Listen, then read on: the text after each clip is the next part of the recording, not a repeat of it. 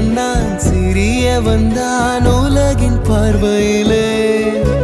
பெரியவன் நான் பெரியவன் தான் உந்தன் கண்களிலே